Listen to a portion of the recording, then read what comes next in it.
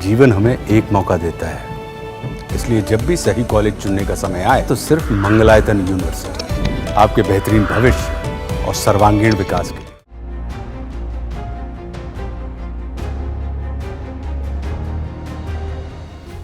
Israel ने सोमवार को कहा कि हमास की लिस्ट से पता चलता है कि गाजा संघर्ष विराम के पहले चरण में रिहा किए जाने वाले बंधकों में से 8 की मौत हो चुकी है। सरकार के प्रवक्ता डेविड मेंसर ने कहा कि हमास ने बताया कि अन्य बंधक जीवित हैं। इससे पहले इजराइल ने बताया था कि उसे बंधकों की स्थिति के संबंध में हमास से एक लिस्ट मिली है।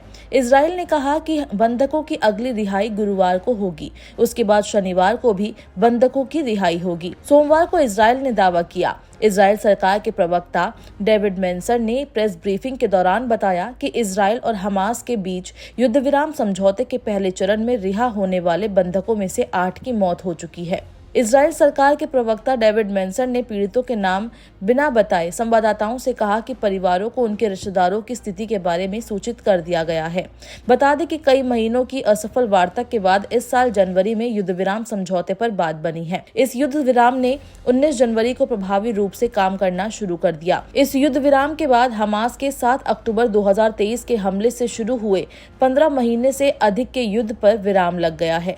युद्ध विराम के पहले चरण के तहत गाजा में आतंकवादियों द्वारा बनाए गए 33 बंधकों को इजराइल द्वारा बंधक बनाए गए 1900 से अधिक फिलिस्तीनियों के बदले में रिहा किया जाना है।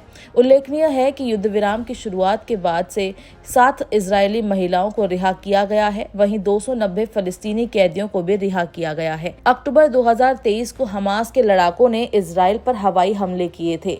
इस दिन हुए हमले में 1200 लोग मारे गए थे। इसके अलावा 250 लोगों को बंधक बना लिया गया था। इसी के बाद इजराइल ने हमास के खिलाफ जंग छेड़ दी। इजराइल ने हमास को खत्म करने के लिए गाजा पर लगातार हमले किए। इजरायली हमले में 46,000 से अधिक नागरिकों की मौत हो गई। इजराइल और हमास के बीच युद्ध के कारण गाजा पट्टी की करीब 90% आबादी को विस्थापन का सामना करना पड़ा। आपको बता दें कि युद्ध शुरू होने के बाद दूसरी बार सीज फायर हुआ है। इस बार सीज फायर समझौते के बाद से हमास ने इजराइल के 7 बंधकों को रिहा कर दिया है। इसके बदले इजराइल ने भी फिलिस्तीनियों को रिहा किया।